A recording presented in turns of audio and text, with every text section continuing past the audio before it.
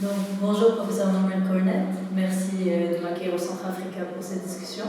Est-ce que vous pouvez faire un bref résumé du lieu où on est? Volontiers. On est au Centrafrica, au cœur même de la ville de Montréal, et le Centrafrica fait le pont entre le Québec, le Canada, l'Amérique du Nord et l'Afrique.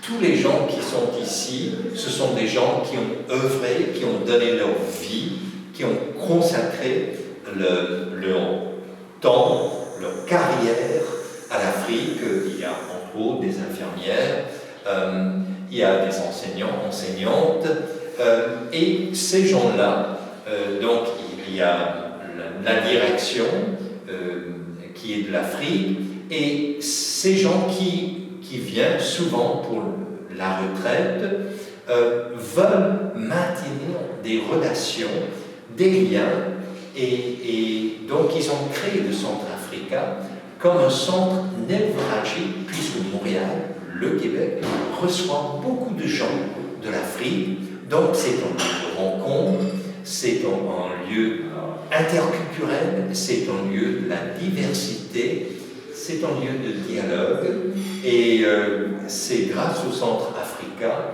que j'ai pu présenter une exposition internationale à laquelle vous aviez assisté. Donc, pour moi, le Centrafrica, et d'autant plus qu'il s'agit d'un lieu établi à l'origine par les missionnaires d'Afrique, donc en sciences des religions, ça fait partie importante de mes études pour le doctorat, et je voulais comprendre comment eux, ils ont créé un espace transitionnel entre le Québec et l'Afrique. Et c'est un espace transitionnel et fondé sur des bases religieuses.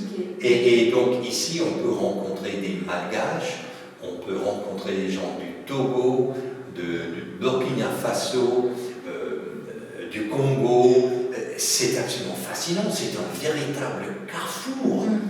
Et donc, je tiens à faire connaître, à diffuser la connaissance du Centrafrica, parce qu'il est là, à notre portée, tout à côté de la grande bibliothèque de Montréal.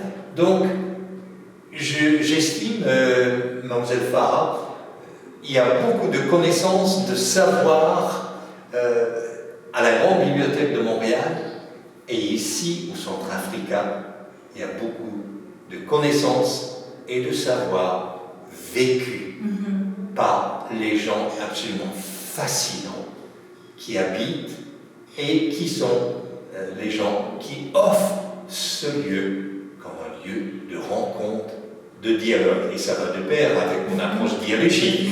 C'est super. Merci de nous accueillir dans ce lieu pour discuter. Merci à vous, M. Farah.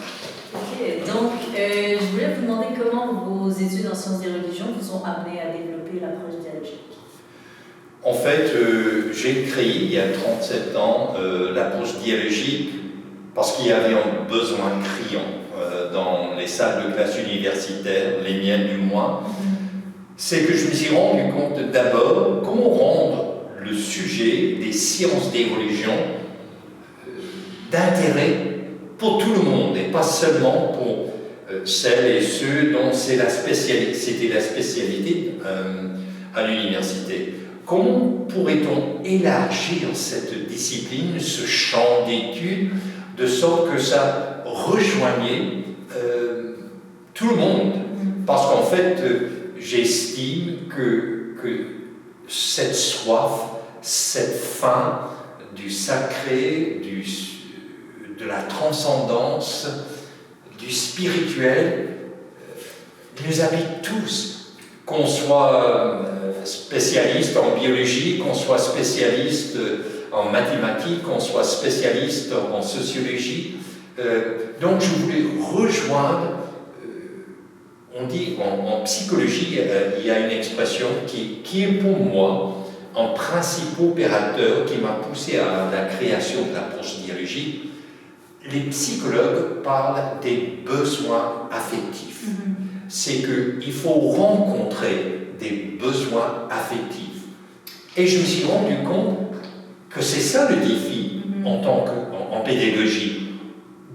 Oui, il y a des faits, il y a des données, il y a des statistiques, il y a certes des idées et des concepts, mais il y a aussi toute la dimension affective, donc l'intégrer. Et la raison d'être de l'approche dialogique, c'est de créer un tout, un ensemble qui répondait aux besoins affectifs. Et venir toucher les élèves, vraiment revenir les chercher dans ce qui leur parle, quoi, dans ce qui est important pour eux, et puis au-delà de la simple théorie qui peut être très rationnelle et dissociée de l'individu. Oui, en fait, toucher le tréfonds de l'étudiant et de créer une approche qui les interpellait de façon sensorielle. Et je dois, puisque je suis professeur, je suis un étudiant éternel, j'ai toujours à apprendre, et je me suis dit, mais je me suis posé la question, et là, l'expression technique, c'est, pour apprendre, c'est l'acquisition cognitive. Or, je me suis posé la question, mais comment est-ce qu'on apprend? Comment pourrait-on mieux apprendre? Est-ce que l'acquisition cognitive se limite à la seule lecture d'un texte, de l'apprendre par cœur et ensuite de le répéter, ou pourrait-on se servir de tous nos sens, le sens auditif, le sens visuel, le sens tactile, tangible, et même le sens olfactif, qui est le deuxième plus fort sens dans le cerveau humain. Et ça m'a amené vers les arts, parce que les arts sont sensoriels. Et je me suis dit, on peut apprendre par tous nos sens, et pas uniquement par la lecture, mais la lecture, certes, fait partie intégrante de l'enseignement. Oui, je pense que si l'enseignement se basait plus sur l'expérience et la présence aussi totale de l'individu et du corps, alors que quand on est un élève et on est en classe, on se sent... Il y a une dissociation en quelque sorte, on essaie d'ouvrir notre cerveau à 8h du matin, mais en soi, on n'est pas complètement présent. Donc comment peut le professeur d'essayer de créer une expérience totale, j'imagine? Tout à fait. Hegel parlait de la thèse, l'antithèse et synthèse. Donc c'est le défi que je me suis donné. Comment est-ce qu'on pourrait se servir de tout ce qui est à notre disposition pour aller au-delà de la thèse, au-delà de l'antithèse, et de créer une synthèse, je dirais plus, une synergie cognitive, de sorte que, oui, vous l'avez appris, vous l'avez lu, mais vous l'avez entendu, vous l'avez touché. C'est une des raisons que j'invitais, et je collabore encore avec des sculpteurs dans les arts visuels. Et je dois vous dire, Mlle Farah, que les arts constituent l'axe de mon approche dialogique aux sciences de l'éducation.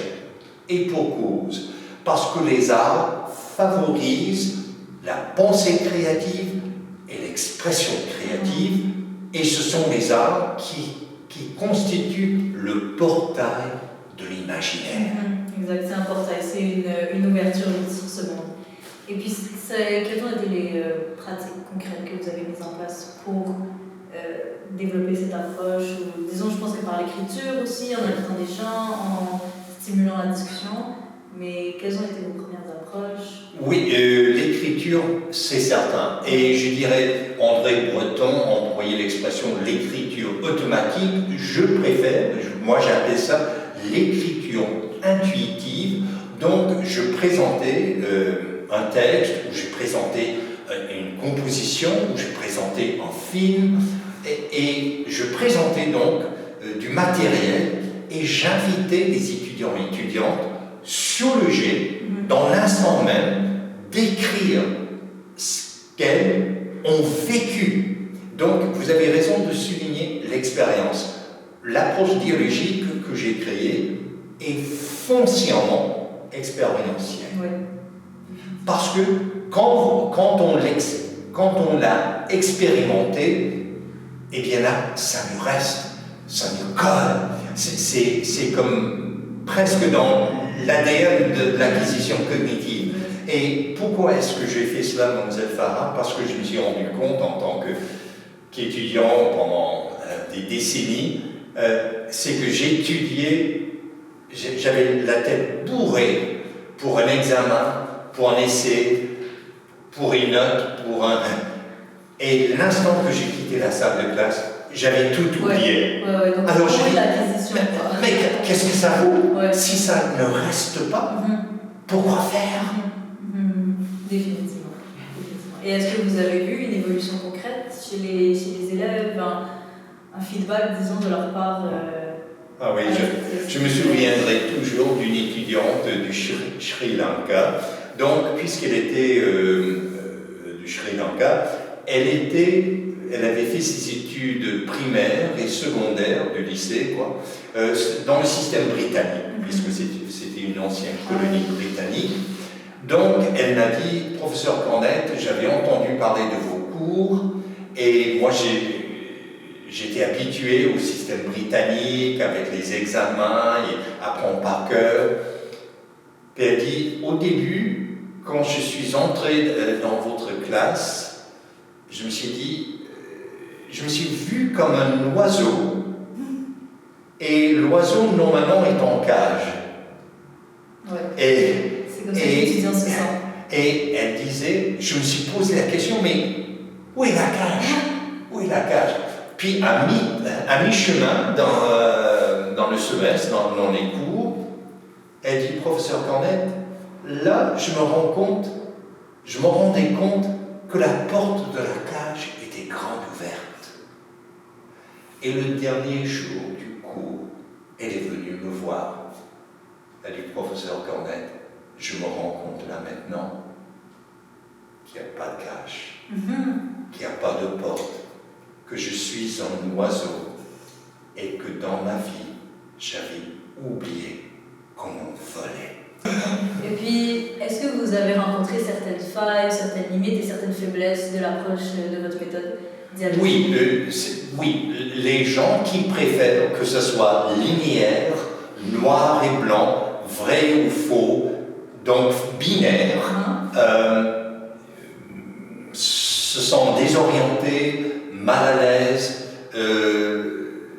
c'est pas écrit, gravé en pierre, alors que quand la connaissance, le savoir, la vérité est souple, est amorphe, est fluide, pour des gens, ça les rend mal à l'aise. Il y en a des gens que ça les rend mal à l'aise.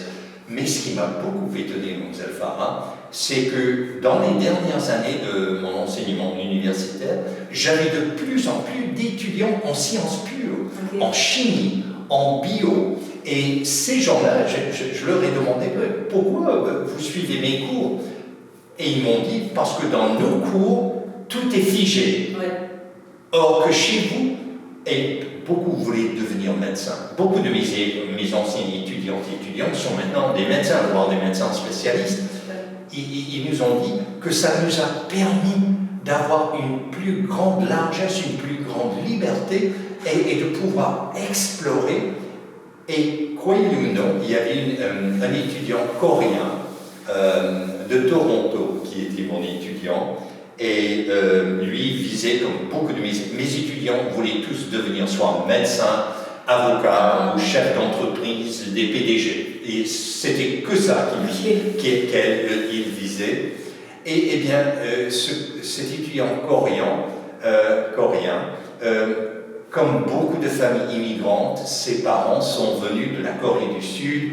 Ils sont devenus propriétaires d'un dépanneur. Ils ont donné corps et âme à l'entreprise, au commerce, pour que leurs enfants vivent le rêve canadien de pouvoir s'épanouir et atteindre les hauts échelons de la société canadienne.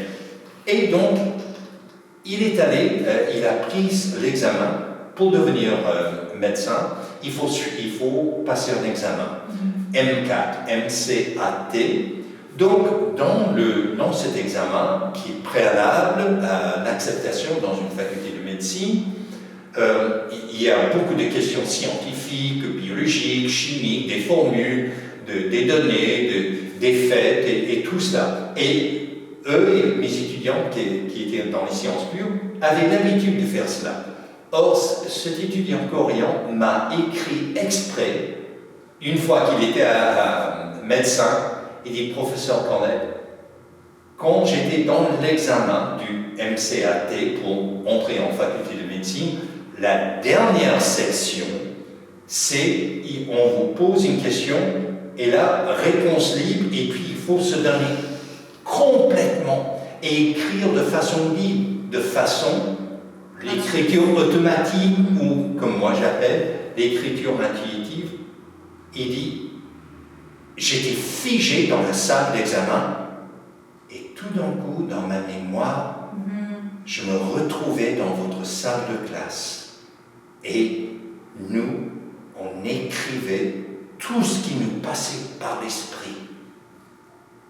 Et j'ai eu la meilleure note possible dans mon examen. Et maintenant, il est médecin spécialiste. Est-ce qu'il n'aurait pas peut-être ouvert cette façon de penser, cette façon d'écrire, s'il n'avait pas eu la possibilité de le faire dans d'autres? Et ça aide beaucoup, parce que pour les médecins, c'est certes la science, les sciences sont à la base de la médecine, mais il y a aussi l'approche personnelle, humaine, individuelle, et cette approche dialogique leur permet de personnaliser, d'humaniser, voire d'individualiser le savoir, la connaissance, voire les études. Et c'est essentiel pour un médecin, oui, définitivement.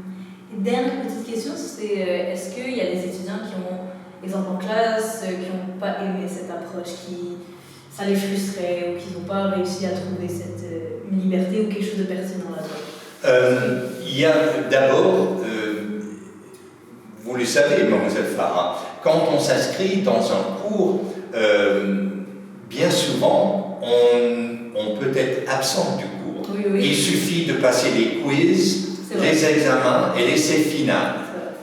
Or, les étudiantes et étudiants qui voulaient avoir les crédits et avoir la mise en note, mais sans assister, ça les frustrait énormément. C'est sûr, parce que ce n'était pas du tout la forme actuelle de l'habitude. Ça ne suffisait pas, il fallait être bien présent.